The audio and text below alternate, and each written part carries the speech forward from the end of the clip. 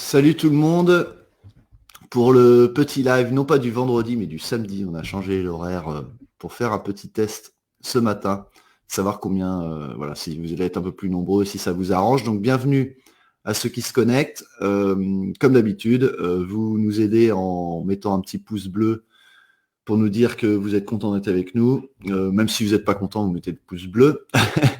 Et en commentaire, vous nous saluez, ça permet de voir tout le monde. Ce matin, ça va être sympa parce que, enfin, j'espère comme toutes les autres fois, mais je vais essayer de donner beaucoup de réponses ce matin sur les problématiques de jeu rapide parce que ça me semble un thème assez important. Vous avez, j'ai mis en dessous le thème, le jeu rapide et ses problématiques chez les jeunes. Donc l'idée, c'est de bien voir tous ensemble comment s'articule le jeu rapide en jeunes. Alors je vous salue, salut Mathieu, Alain, Stéphane, Michel, enchanté les gars. On est déjà 22, c'est cool. Allez, 22 likes les gars. Et voilà comment ça va se dérouler. J'ai essayé de modifier un petit peu 2-3 petites choses. Alors, je vous remets quand même le lien de l'article. Là, on parle bien de l'article jeu-rapide-basket, d'accord, dans basketformation.com. Voilà. Et on va approcher la problématique ce matin en reprenant, comme d'habitude, l'article avec trois parties qui sont dans l'article. C'est pourquoi jouer vite en jeune. Voilà, on va avoir un petit échange là-dessus, toujours avec questions-réponses. On peut zapper la présentation dès qu'il y a des questions, c'est pas un souci, on y revient, on s'en fiche, c'est libre ce matin. Enfin, c'est libre tout le temps. En 2, on fera chronologie des problématiques principales qui apparaissent. Alors, j'aurais pu mettre problématiques principales par catégorie, mais en fait, ça m'embête parce qu'il y a des enfants qui commencent qu'à 12 ans, etc. Donc, on va plutôt l'aborder sur le fait quand un débutant commence, quelles sont les problématiques, et au fur et à mesure de l'avancée, non pas dans l'âge, mais dans les années de pratique, quelles sont dans l'ordre chronologique les problématiques qui apparaissent dans le jeu rapide, ce qui est un petit peu différent. Et puis ensuite, on va voir les méthodologies de base pour régler les problèmes de jeu rapide, c'est-à-dire qu'est-ce qu'il faut voir en premier et ainsi de suite pour répondre aux problématiques précédentes. Voilà. Et ensuite, on va passer un petit moment ensemble sur mes astuces pédagogiques à moi, comment j'oriente les petits pour faciliter les choses. Avec, vous me connaissez, mes petits trucs qui ressemblent à rien, qui sont pas du basket, qui sont de temps en temps rigolotes, mais qui marchent. Voilà.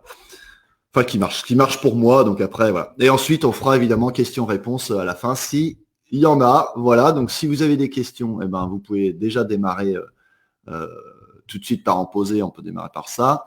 Et puis, on va donc attaquer tous ensemble. Alors, d'abord, pourquoi jouer vite en jeune? Alors, dans l'article, je précisais qu'il y a plein de réponses. On pourrait la faire de manière ironique en disant si on ne joue pas vite, ça veut dire qu'on joue lentement. Donc, on pourrait poser la question pourquoi jouer lentement en jeune? Bon, on voit bien que là, si on la pose dans cet angle-là, on dit mais non, c'est pas possible. Les enfants ne peuvent pas jouer lentement parce que leur caractéristique principale, c'est d'être foufou, c'est d'être vite, c'est d'être enjoué, et ça va, j'ai l'impression, avec la notion de vitesse. Voilà. Donc pourquoi jouer vite en jeune? C'est simple, c'est parce que de toute façon, ils ne peuvent pas jouer lentement. Pour jouer lentement, il faut de la maîtrise technique, il faut de la maîtrise cognitive avec une capacité d'analyse de ce qui se passe sur le terrain. Et donc, on voit bien qu'on irait dans le mur. Donc, le jeu rapide, il est d'abord institué en jeune comme priorité principale parce qu'on se retrouve en jouant vite dans des situations faciles. On se retrouve dans des situations de 1 contre 0, de 2 contre 1, de 2 contre 0, de 3 contre 1, etc. Voilà. Ou tout le moins avec toujours des défenseurs en retard, en décalage, pas là, pas présent, etc. Ou qui s'arrêtent. Voilà. Donc, la vitesse, au-delà du fait de jouer vite parce que notre sport le nécessite, c'est aussi parce que ça met en jeune les enfants en situation de réussite puisque les situations sont plus faciles. Bon, la deuxième raison, c'est d'abord l'aspect corporel et physique aussi. C'est qu'ils sont en plein développement, comme je mettais dans l'article, ils sont en plein développement athlétique, en plein développement pulmonaire, et c'est donc à vous, éducateurs, de les pousser un peu pour que ce développement-là, notamment pulmonaire et la VO2 max future, se développe. On sait que si on ne développe pas du tout les capacités pulmonaires en jeune en mettant beaucoup d'endurance, de sprint, enfin voilà, de course, eh ben on peut perdre jusqu'à 15 ou 20% de capacité pulmonaire qu'on aurait eu plus tard, ce qui est pas négligeable. Voilà. Ensuite, il y a les problèmes d'intention, c'était ce que je disais avant, c'est que c'est important de développer le jeu rapide parce que ça développe plein de choses positives. Ça développe la réactivité, ça développe la notion de transition, d'être capable de passer d'une chose à l'autre très rapide. Et on sait que notre basket, notre sport, c'est que ça. D'accord? Et puis ensuite, c'est quand même la spécificité de notre discipline, c'est d'aller plus vite d'un bout à l'autre du terrain que l'équipe adverse. Voilà.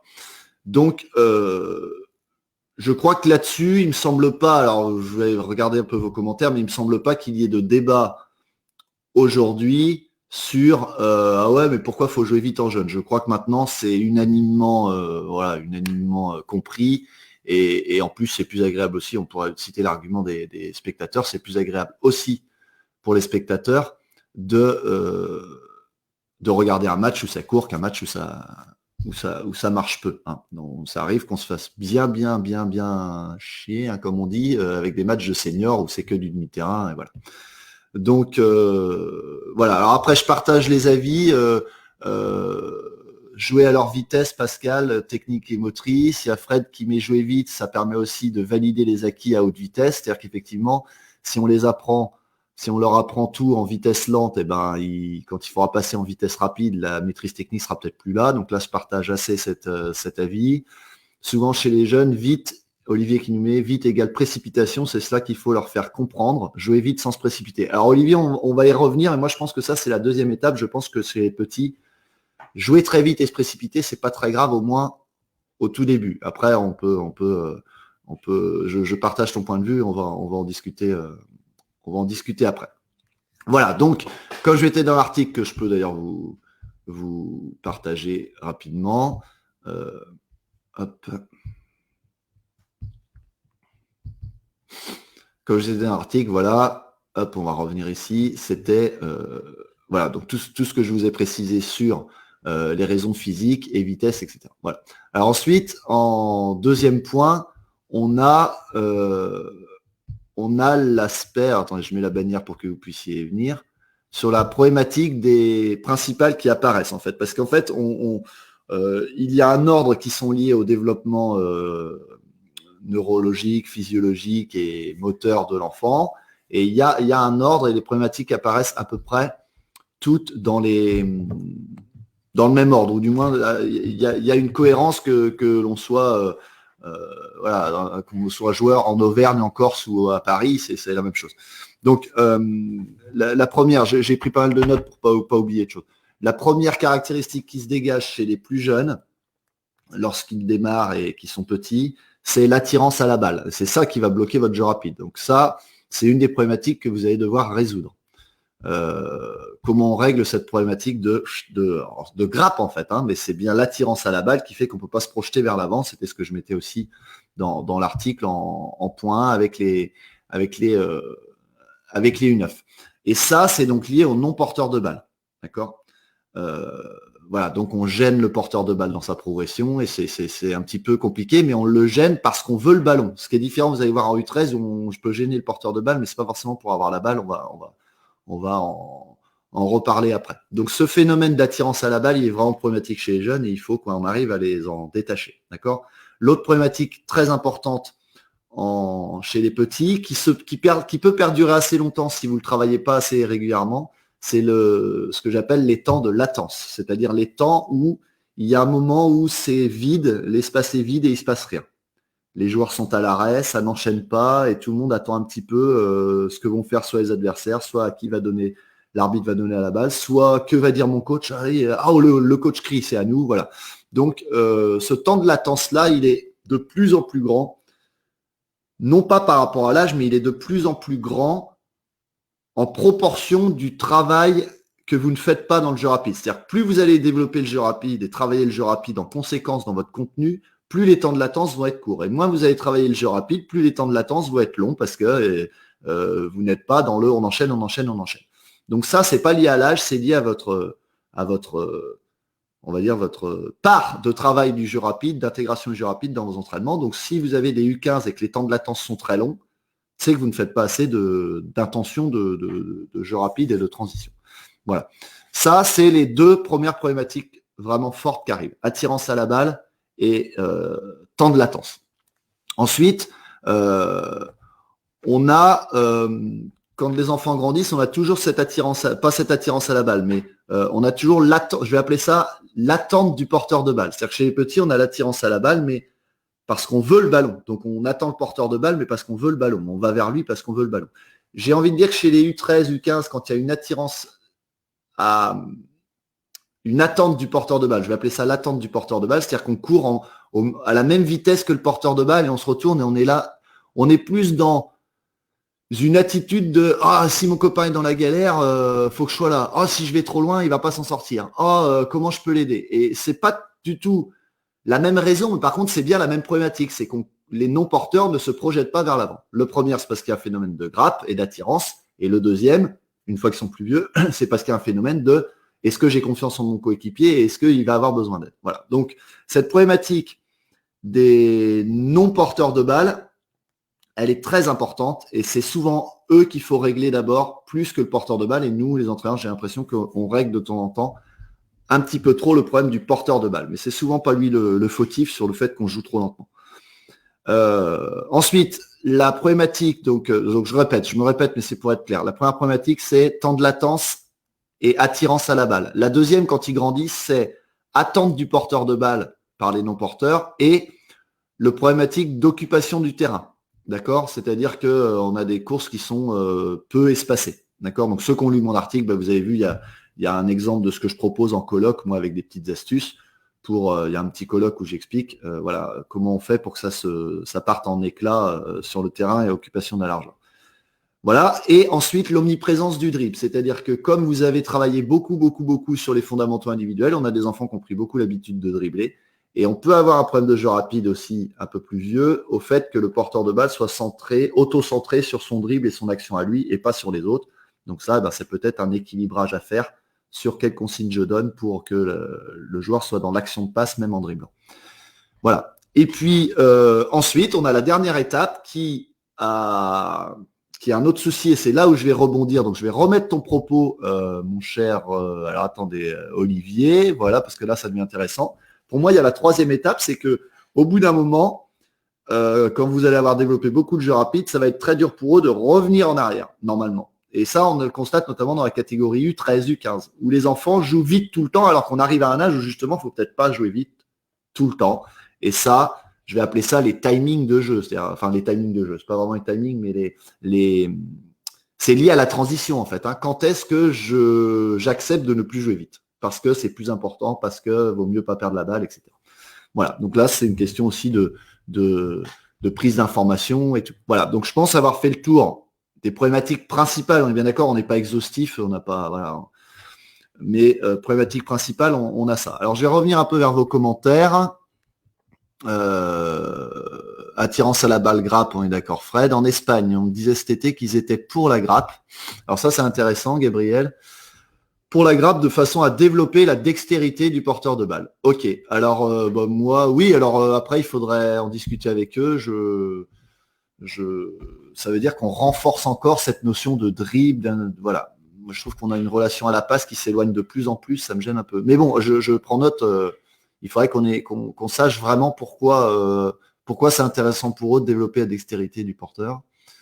Encore et toujours. Mais bon, voilà. Alors après, Fred, pour te répondre, dit dans situation oui, dans le jeu rapide, non. Ça peut s'entendre aussi.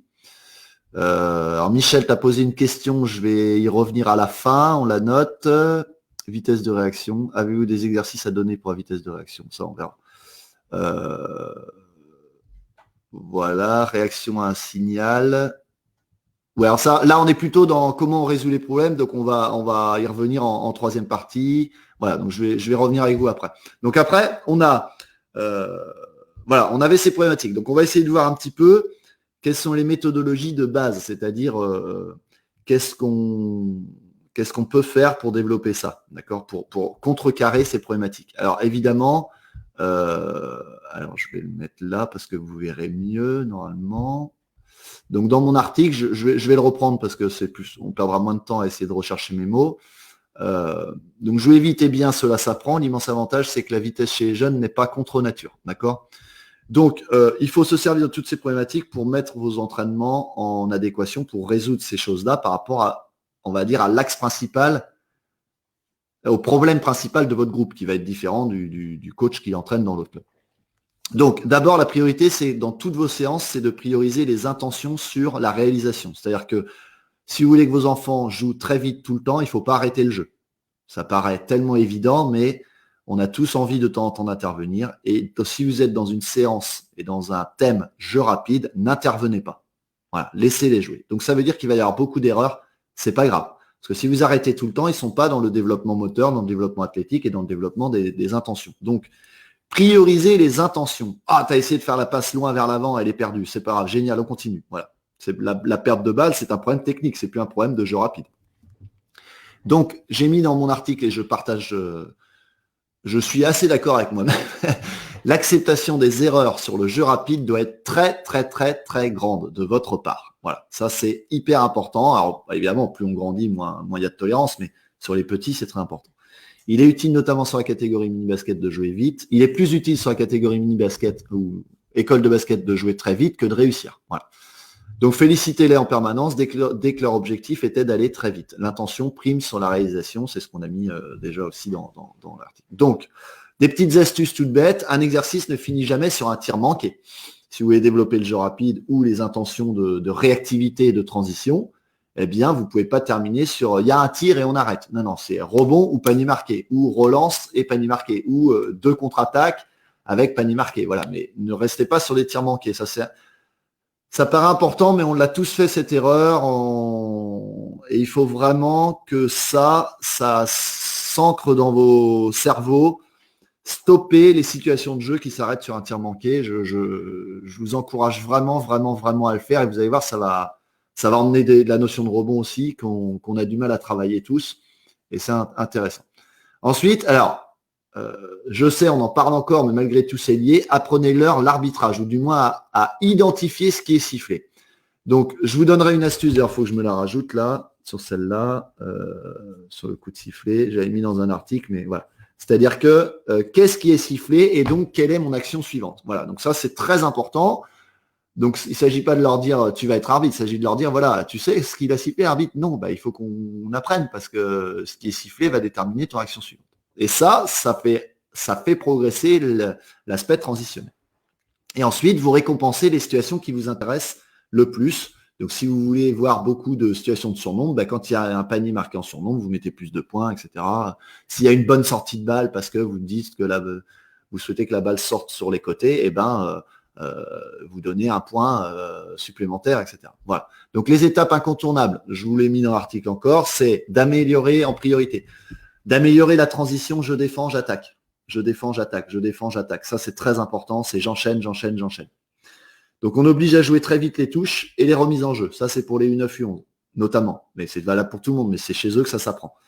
Donc, ensuite, c'est valable dans toutes les catégories. Donc, on joue très vite les touches, d'accord ? Ensuite, moi, ce qui me semble important, c'est chronologiquement, moi, par rapport à mes priorités que je mets. Donc, d'abord, transition. Je défends, j'attaque, j'attaque, je défends. Voilà, ça tout le temps. Ensuite, projection vers l'avant des non-porteurs. J'axe beaucoup, beaucoup, beaucoup sur les non-porteurs de balles. Ça permet de ne pas gêner le porteur de balle et ça permet d'avoir des possibilités de passe, de progression vers l'avant. Ensuite, on occupe le terrain correctement sur la relance. Bon, vous pouvez aller voir mon colloque sur le Spider-Man, là, qui est à la fin de l'article aussi, qui vous donne des petits indices. Et on apprend aux porteurs de balle à prendre l'information. Donc là, on est plutôt sur des enfants un peu plus âgés. Et ensuite, on définit les rôles et on structure. Quand est-ce qu'on doit s'arrêter de jouer rapide et où on va. D'accord ? Après, c'est à vous de mettre dedans ce que vous souhaitez. On a tous des visions de choses différentes. Il y a des entraîneurs qui interdisent les passes dans le même couloir, d'autres qui disent non, c'est à eux d'apprendre à le faire. Il y a plein de choses. Mais ça, moi, je suis pas là pour vous convaincre de choses. Je suis là pour vous guider sur les intentions et les problématiques qu'il faut régler. Alors, je vais faire une petite pause. Ça me permettra de reprendre un peu mon souffle.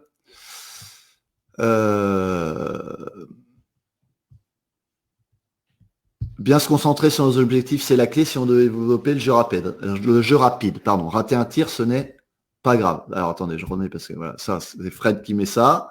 Donc c'est intéressant. J'aime bien Gabriel, que des passes à terre, relations courtes. Oui, alors Gabriel, ok, passes courtes, notamment pour attaquer les défenses tout terrain, mais par contre, dans le jeu rapide, est-ce que sur les passes longues sont intéressantes parfois quand même, hein. J'aimerais bien que tu précises ce que tu veux. Comment tu joues vite vers l'avant avec que des passes courtes et à terre. J'aimerais bien avoir ton avis là-dessus.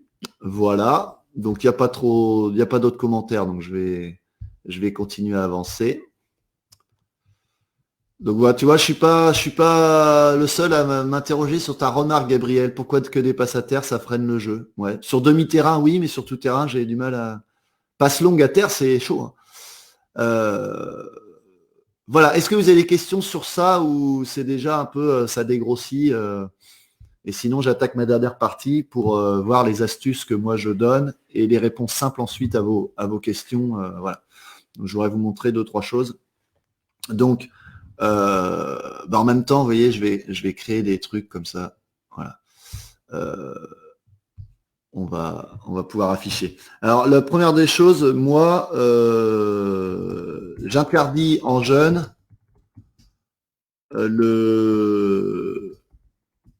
c'est lui qui fait la touche. Qui fait les touches, pardon.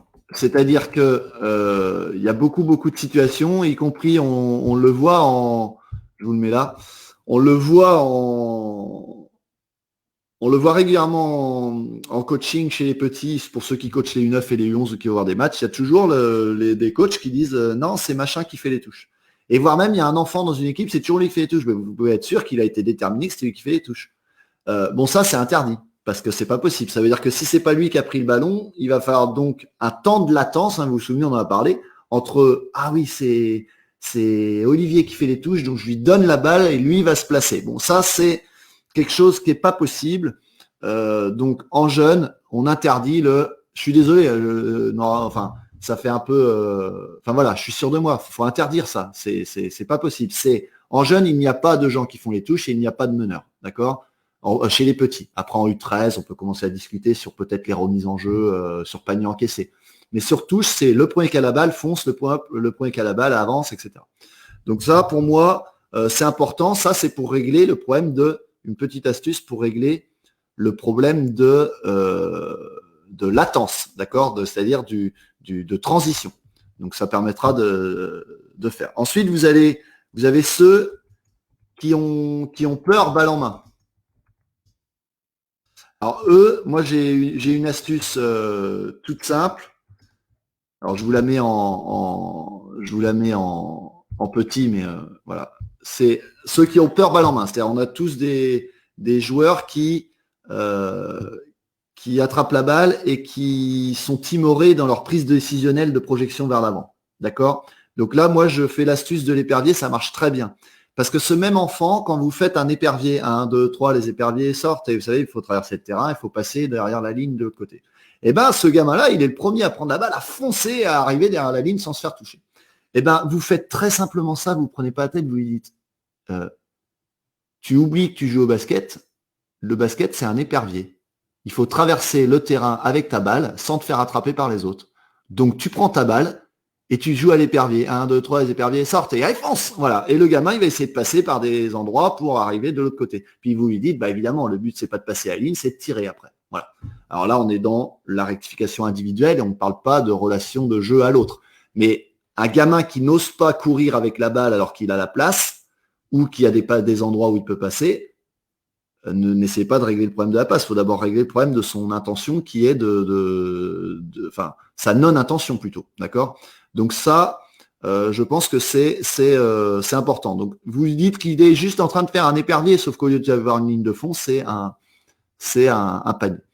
Je regarde un peu vite fait vos trucs. Chercher les zones de passe par les joueurs sans ballon. Comment régler le problème de jeu de passe quand en U9, U11, on manque de force pour relancer vers l'avant? Alors Aurélien, tu as remarqué importante, on verra dans l'occupation du terrain. Les non-porteurs de balle, il faut effectivement leur dire de se projeter et de savoir, selon le coéquipier qui a la balle, quelle est sa musculature. Est-ce qu'il est costaud ou pas? Il n'est pas costaud, je vais pas à une distance où il ne sera pas capable de me la donner. D'accord? Ensuite, monter la balle dans les bons couloirs qui permettent d'avoir la force de toucher tous les autres couloirs de course, Jérôme. Voilà. Donc ça, c'est une autre petite astuce, l'astuce de l'épervier. Voilà, ça règle le problème des joueurs qui ont un peu peur. Ensuite, on a le problème des joueurs qui ont le nez dans le ballon.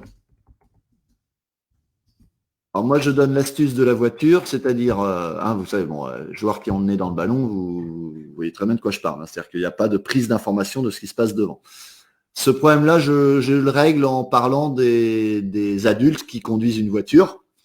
Et un adulte ne regarde pas les pédales de frein pour rouler. Sinon, il ne peut pas voir qu'il y a un stop, il ne peut pas voir qu'il y a un mur, il ne peut pas voir qu'il y a un virage et qu'il faut tourner à gauche. Voilà. Donc vous lui expliquez qu'il ne peut pas tout le temps regarder ses pieds pour avancer. Par contre, il peut. S'il y a un petit truc qui le gêne, il peut regarder une fois. Il ne faut pas lui interdire non plus. Voilà. Donc ça, c'est une petite astuce toute bête. Autre astuce qui me semble importante, c'est utilisation du dribble. Alors là, on est un peu plus chez les plus vieux. Attendez, je rédige en même temps pour que vous puissiez voir. Voilà, je m'excuse du petit temps de la... Ah tiens, j'ai un petit temps de latence moi aussi. Oui. L'utilisation du dribble. Alors deux choses sur l'utilisation du dribble. D'abord, il y a celui qui fait pas de passe vers l'avant. J'oriente sur une phrase très simple, y compris avec les 13 régions. Là, je le fais beaucoup parce qu'elles ont déjà ce problème-là aussi. C'est de dire, quand je reçois la balle, la première question qui traverse mon cerveau, c'est est-ce que quelqu'un peut marquer plus vite que moi? Oui, je donne. Il ne faut pas qu'il soit défendu, etc. Mais oui, je donne. Non, je fonce. Voilà, très simple. Qui peut marquer plus vite que moi? Personne, je fonce, quelqu'un, je donne. Voilà. Donc ça, on appelle ça aussi la prise d'information. Il vaut mieux prendre une demi-seconde à prendre l'info et après sprinter que sprinter sans prendre l'info et perdre la balle. Donc ça, après, c'est votre pédagogie qui doit amener l'enfant à comprendre ça. La deuxième problématique du dribble, c'est la problématique du dribble, on va dire, unidimensionnel. Alors, dimensionnel, ça doit s'écrire comme ça.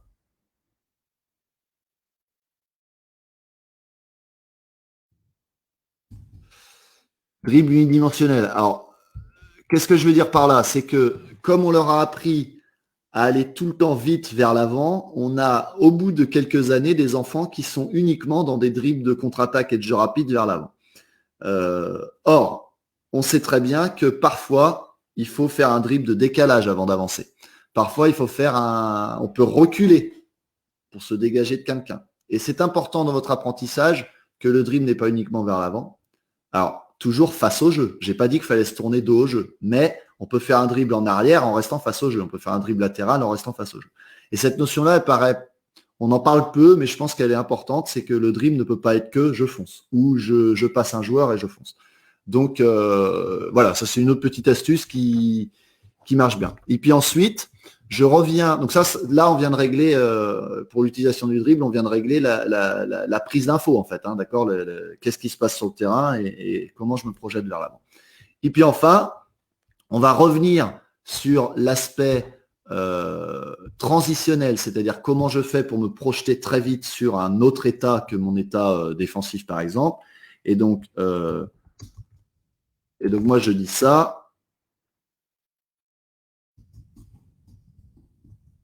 Là, je vais vous le détailler ce que je voulais, mais c'est le coup de sifflet dans le rapport naturel au coup de sifflet. Le coup de sifflet est un signal d'alerte et le coup de sifflet provoque un arrêt instinctivement. Tac, on se retourne, on s'arrête. C'est une alerte en fait. C'est oula, il y a danger. Donc instinctivement, notre corps se met à l'arrêt parce que c'est un signal de danger, le coup de sifflet. On n'y peut rien, c'est comme ça. Il faut petit à petit expliquer à vos enfants qu'un coup de sifflet n'est pas la fin d'une action, mais le début de la suivante et que c'est ça qu'il faut analyser. Il y a coup de sifflet, c'est quoi l'action suivante? Ah, c'est ça, on fonce.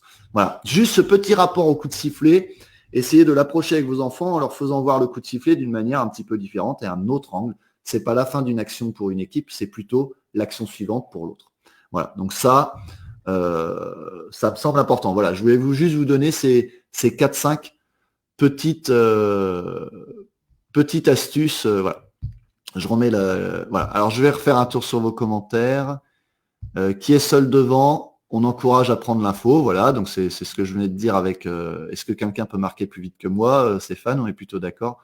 Pour favoriser la prise d'initiative, on peut faire quelques séquences avec les défenseurs main dans le dos. Ah, alors ça, tu vois, j'ai jamais fait, Jérôme. Ok. C'est-à-dire interdiction d'intervenir sur la balle, quoi. lors de la montée de balle. Notamment, c'est pas mal pour les équipes dont les joueurs techniquement ont encore des progrès à faire. C'est vrai, c'est intéressant. Donc, je la laisse afficher pour que les gens le voient. C'est bien. Ok. Et puis, dernière chose avant vos questions-réponses. Je voulais juste vous parler du jeu rapide de manière plus globale. Donc, je vais juste partager 2-3 petites choses que moi, de mon côté, je préconise. Alors, je préconise. J'ai pas dit qu'il fallait le faire. Chacun est... voilà. Alors, j'espère que vous voyez normalement mon petit terrain là. Voilà. Donc, j'ai mis des petits traits. Alors, généralement, voilà ce que je définis. On est bien d'accord, on n'est plus chez les U9 là. On commence à arriver U13, voilà, U13, U15, etc. Donc, en haut, il y a la flèche dans le sens de l'attaque. On va vers là, hein, d'accord. Les 2 repères bleus, c'est, à mon avis, enfin, je l'évoque comme ça aux enfants par rapport à ce que disaient Olivier et Fred sur on peut pas jouer vite tout le temps. C'est la zone où on joue à fond. D'accord, je définis 3 zones. Il y a cette zone arrière où on récupère plus souvent la balle. Attendez, je vais mettre du texte, on va l'appeler. Voilà. Donc la zone 1, on va dire, d'accord. Donc la zone 1, on est bien entre les 2 traits bleus. Hein. On ne tient pas compte du trait rose pour l'instant. Voilà, la zone 2 et la zone 3. Voilà, donc la zone 1, c'est le moment où on récupère la balle. Donc moi, dans cette zone-là, ce que je préconise avant de jouer vite, c'est de verrouiller le rebond, évidemment, puisque c'est le départ du jeu rapide. Ou bon, après, on peut être sur des interceptions, mais voilà, verrouiller le rebond, récupération de balle. Et c'est la zone de prise d'info. C'est-à-dire que dans cette zone-là, on peut et on doit prendre une demi-seconde, une seconde même, pour analyser ce qui se passe, où sont les défenseurs, ce que je fais. Une fois que la décision est prise de où on joue, est-ce qu'on relance dans le milieu, sur le côté, bon, moi je suis plutôt sur des sorties de balles vers le côté, un peu vers l'avant, mais on peut très bien imaginer évidemment que la passe soit possible vers l'avant si un coéquipier est tout seul. La zone entre les 2 lignes bleues, c'est la zone où on ne réfléchit plus, on fonce. Voilà, alors c'est un petit peu abusé, mais on est dans l'excès de vitesse. Et dans cette zone-là, on doit être en capacité d'analyser quand même si on est en situation facile ou compliquée. Et c'est d'accord, ça c'est important. Et puis ensuite, dans la zone 3, c'est la zone où on est dans la réalisation de ce qu'on a décidé. Donc, soit si on est sur contre-attaque et on enchaîne, soit on est sur une situation de jeu rapide, de transition et de demi-terrain parce que c'est trop complexe et que la perte de balle est probable. Voilà. Ensuite, j'ai mis une ligne rose. Notez vos questions, j'y reviendrai après, je finis juste mon truc. La ligne rose, alors vous me demandez à quoi ça sert. C'est, à titre perso, c'est la ligne après laquelle, alors je l'avance un petit peu parce qu'elle est un peu loin, c'est la ligne après laquelle je n'ai pas le droit aux passes longues.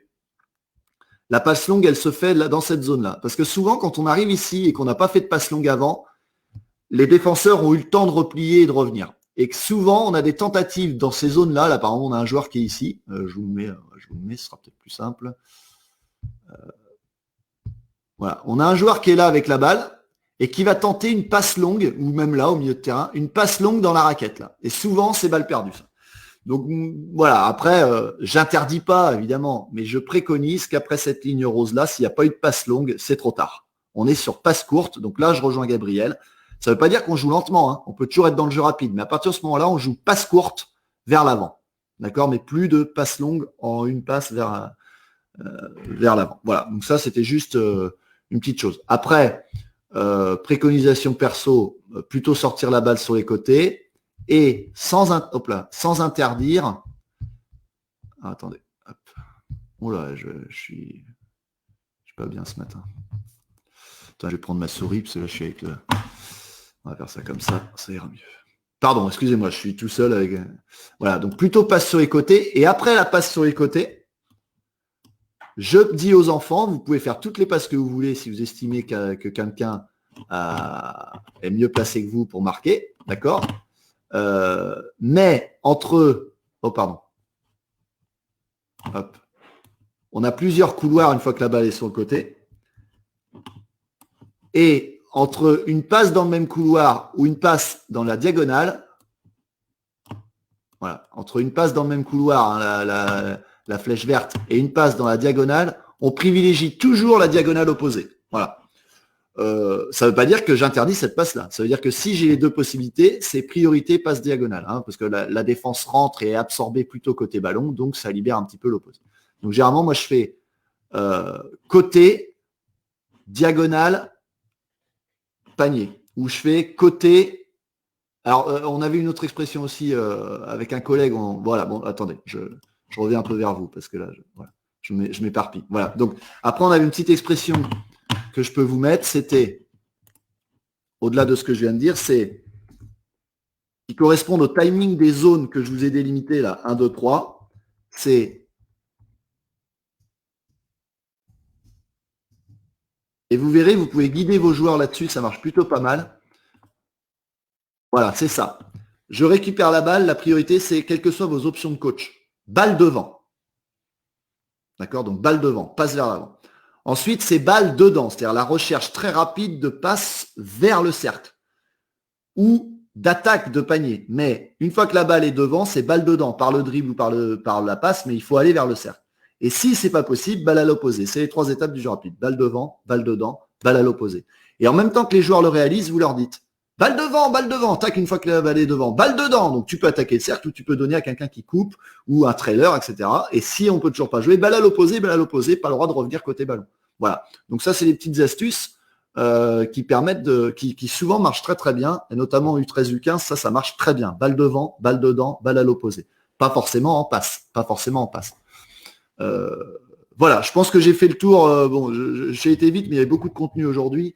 Et du coup, je voulais être sûr de vous transmettre toutes les infos, on va dire, principales. Voilà, donc on va revenir à vos questions-réponses. Évidemment, vous pouvez répondre aussi aux gens qui posent des questions. Alors, la passe diagonale en U13 n'est pas simple pour tous les joueurs. Effectivement, Jean-Baptiste, donc comment on peut la réaliser? Voilà, ça c'est un problème de réalisation technique. Il faut souvent faire des passes dans la course, donc il faut peut-être effectuer un petit changement de main pour reprendre de la vitesse sur 2-3 appuis et envoyer une passe dans de la course et pas une passe à l'arrêt. Alors il y a des petites astuces aussi, il y en a qui me disent sur de très courtes séquences de jeu, ne pas faire de remise en jeu. Voilà, donc ça nous, voilà, on le fait beaucoup aussi. Je suis d'accord avec toi, Alain. On fait un match sans remise en jeu, panier marqué, on joue. Voilà, donc ça c'est vrai que c'est une petite astuce aussi qui est pas mal. Alors je crois que Michel avait posé des questions au début. Alors je vous invite à y répondre avec moi. Quelles sont les qualités individuelles à développer pour le jeu rapide selon vous tous? Donc la question, elle vous est posée. Donc vous pouvez lui répondre et puis j'afficherai vos réponses. Quelles sont les qualités individuelles à développer pour le jeu rapide selon vous? Tous. Voilà, donc je la laisse encore. Et puis je vais afficher vos réponses pour Michel. Voilà. Donc le jeu rapide, voilà, hein, ça doit être l'essence même de vos contenus et tout doit être au moins jusqu'à U15 basé là-dessus, quoi. C'est-à-dire que U15, je suis pas assez revenu sur le fait aussi de quand est-ce qu'on analyse qu'on peut pas jouer, mais là, il y a un gros travail à faire parce que vos enfants, ils ont toujours envie de jouer vite et qu'on arrive à un âge où quand ils vont arriver à U18, voilà. Donc, quelles sont les qualités individuelles? Voilà, je vous laisse répondre. Jeu au passe longue égale passe baseball en cloche. J'ai envie de dire pourquoi mettre des contraintes si la balle arrive dans les mains, ils font ce qu'ils veulent. Hein. Moi, j'ai pas de... on part du principe que si le joueur a un défenseur près de lui, on lui fait pas la passe. Les passes dans le jeu rapide, c'est des passes à des joueurs tout seuls. Si j'ai le moindre doute, je la fais pas. Ça peut être un angle d'attaque aussi. Mais après, la réalisation de la passe, en fait, on n'arrête pas de foutre des contraintes, quoi. Nous, on dit ouais, une passe c'est comme ça, une passe c'est comme ça, tac, ta parole. Bon, comme la passe dans le même couloir qu'on interdit, mais pourquoi on interdit? Alors oui, je sais, parce que le joueur est de dos, il est obligé de s'arrêter, etc. Mais vaut mieux donner la balle devant, très loin, un joueur dans le même couloir, qui même en ralentissant va quand même être tout seul, qu'à l'opposé, à un joueur qui est défendu, quoi. Vous voyez, donc est-ce que c'est à nous de mettre des contraintes? Je sais pas. Si tu as un gamin qui fait des passes baseball, elles arrivent tout le temps dans les mains. Bon, pourquoi le contraindre? Bon, David pense que balle devant, c'est mieux que sortie de balle. Ouais, parce que sortie, ça enclenche... derrière ça, c'est que tu te dis que, David, que sortie de balle, ça enclenche une orientation précise donnée par le coach? Oui, puis la balle, finalement, on la sort où? Ouais, ça veut peut-être rien dire, sortie de balle. Mais oui, retenez, hein, enfin, vraiment, balle devant, balle dedans, balle à l'opposé, ça marche, ça correspond aux 3 étapes de couverture du terrain, en fait. Balle devant, balle dedans, balle à l'opposé. Voilà. On est déjà par une technique très simple, dans de la transition, en fait. Hein. Balle devant, balle dedans, hop, on peut pas, balle à l'opposé, transition. Voilà. Donc, ça permet de. Michel est pour la passe baseball à l'apprentissage. Ok, Michel. Eh ben, écoute, tu vois, voilà. Donc, c'est important. Parce qu'en empêchant les joueurs de faire des choses, on empêchera les inventions, quoi. Ou la créativité, comme les passes dans le 2 contre 1. Je saute, le joueur va me contrer, bah, passe dans le dos, c'est bien, quoi, même si elle est ratée. Il y a des petites choses comme ça qui sont intéressantes. Voilà. Bon, on est à 40 minutes. Je vous laisse 30 petites secondes pour évoquer un peu si vous avez d'autres questions. Je rebondis. Je vais mettre dans les commentaires le lien Vous avez vu, j'ai mis un petit sondage. Alors là, je change de sujet. Bon, vous savez tous qu'on est, on est confiné. On ne sait pas trop si on est confiné, mais en tout cas, il y a des règles qui font qu'on ne peut plus entraîner et que vous allez être nombreux à avoir un peu plus de temps. Donc, je vous mets dans les commentaires, je vous remets le lien du sondage qu'on a lancé hier. On a comme objectif Bon, vous allez voir, comme il y a confinement, vont refleurir les visios, tout le monde va s'y remettre, etc. Bon, ça, c'est logique. Donc, prenez tout ce qu'il y a à prendre dans les différents partenaires. Nous, on va s'y mettre aussi, mais en fait, nous, on s'y met déjà depuis très longtemps, vous le savez. Donc, nous, on va continuer. On se sert du sondage pour 2 choses. Toujours du contenu gratuit, vous inquiétez pas, vous savez maintenant, j'en mets toutes les semaines, etc. Et on va mettre aussi une offre payante, mais on voudrait coller à vos besoins. Donc le sondage, il permet de voir un petit peu qu'est-ce que vous avez envie de bosser dans ce confinement, maintenant que vous avez le temps, et dans quel domaine vous voulez progresser. Donc allez sur le. Alors je vous ai mis le lien. Bon là, vous n'allez pas pouvoir le recopier, mais ça c'est le lien du sondage. Et s'il vous plaît, ceux qui ne l'ont pas fait, allez voir dans les commentaires, cliquez et répondez. Il n'y a que 2 questions. Et nous, derrière, on va construire nos thèmes et notre travail dessus pour les 4, 6, 8 prochaines semaines pour essayer d'être avec vous au maximum de vos besoins. Donc, merci de faire ça pour qu'on soit efficace, quoi. Voilà. Donc, on mettra aussi des visios gratuites et libres d'accès avec des intervenants extérieurs. On va essayer de faire ça aussi. Donc, merci à tous pour ceux qui participent. Il y en a déjà beaucoup qui ont répondu et ça nous aide. Alors, je reviens sur le thème. Pour aider les jeunes joueurs à prendre l'initiative sur jeu rapide, ne pas hésiter à jouer en 3 contre 3 ou 4 contre 4. Tout terrain. Évidemment, Marc, tu peux préciser, j'imagine que tu es sur tout terrain. Pour le jeu rapide, maîtrise du ballon. Ah, alors Michel, je pense que Joe te répond sur les qualités individuelles. Maîtrise du ballon, capacité de lecture et de déplacement du coéquipier. Voilà. Donc tu as pour Joe, c'est ces deux choses-là. Je pense que la maîtrise du ballon, elle est importante parce qu'on peut difficilement regarder vers l'avant sans maîtrise du balle. Et moi, j'ai envie de dire capacité de faire des passes dans le dribble sans s'arrêter aussi. Pour moi, je pense que c'est important. Voilà. Alors Stéphane nous dit un truc important. Buvette dans le 91, donc pour le jeu rapide, c'est important aussi. Bref, c'était la petite blague. Voilà. Et moi, je rejoins Joe pour travailler le jeu rapide au départ chez les petits. 2 contre 1, 3 contre 1, 3 contre 2. C'est assez important. J'aurais pu faire un petit travail là-dessus. Voilà. Maintenant, j'ai des contenus en ligne que vous connaissez. J'ai un portfolio aussi sur le jeu rapide. Donc, ceux qui sont intéressés pour aller plus loin, je donne plus de détails dedans. Alors, pour Michel, on continue avec Aurélien qui répond à ta question. Pour lui, il faut développer la passe sur un appui dans la course. Aurélien, je partage totalement ton point de vue. Rudiné. Ah, t'es en BPGEPS, Aurélien, alors. Ah, c'est les BP ou les CQP qui est les P1? T'es en P1? Rudy Nellon disait cette semaine qu'on est très mauvais passeur en France. Je ne sais pas si on est très mauvais passeur, mais je pense que c'est le domaine qu'on travaille le moins. Mais c'est aussi à cause des directives fédérales qui a mis l'accent beaucoup depuis de nombreuses années sur le 1 contre 1, le dribble et le tir. Voilà. Et on a oublié le fondamental qui est la passe et pourquoi on dribble. Et le dribble sert à faire la passe. Le dribble sert à marquer. Et le dribble ne sert pas à dribbler. Tu as eu une intervention de Antoine aussi, alors Aurélien, je crois, qui est venu vous voir, il me semble.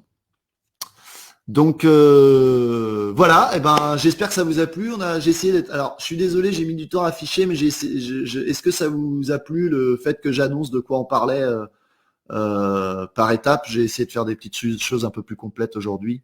Voilà, on va essayer de continuer à améliorer. Michel, encore pour toi, qualité à développer en priorité, vitesse de réaction, exercice sans ballon.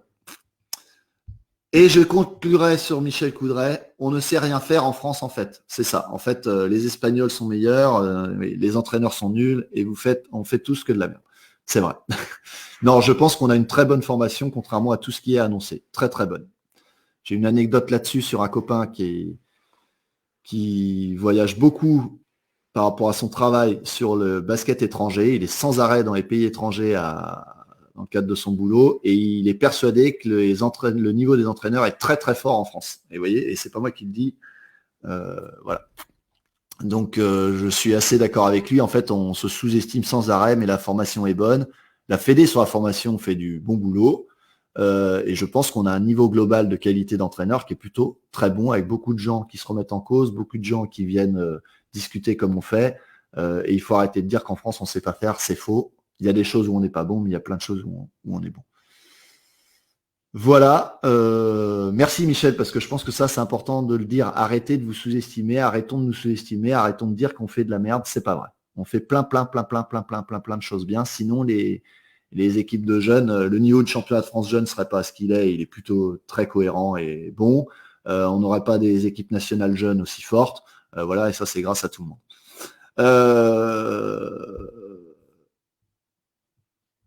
Merci. Et puis, comme d'habitude, je mets le live dans l'article. Alors, il y aura 2 vidéos dans l'article. Ce live, je le mettrai du coup en début d'article et sur la chaîne YouTube. Et Michel, je regardais, magnifique Michel. Bien sûr qu'on est bon, ce sont les joueurs qui n'écoutent pas, évidemment Michel. C'était la conclusion humoristique de notre petite session de ce matin. Bon, le jeu rapide, c'est sympa quand même. Voilà, répondez au sondage, qu'on sache rapidement sur quoi vous voulez qu'on fasse les prochains articles, les lives et les visioconférences, puisqu'en fait, on va faire des formats de visioconférences avec vous. Merci à tout le monde, vous avez été nombreux ce matin, c'était cool. Et je vous souhaite un bon week-end. Et allez, courage à tous pour l'arrêt des entraînements et profitez-en pour faire vos contenus, préparer des séances. Programmer votre saison, même si voilà, elle va reprendre chaotiquement, voilà, et définir qui vous êtes en tant qu'entraîneur, et voilà. Et formez-vous. À bientôt les copains et bonne continuation. Salut.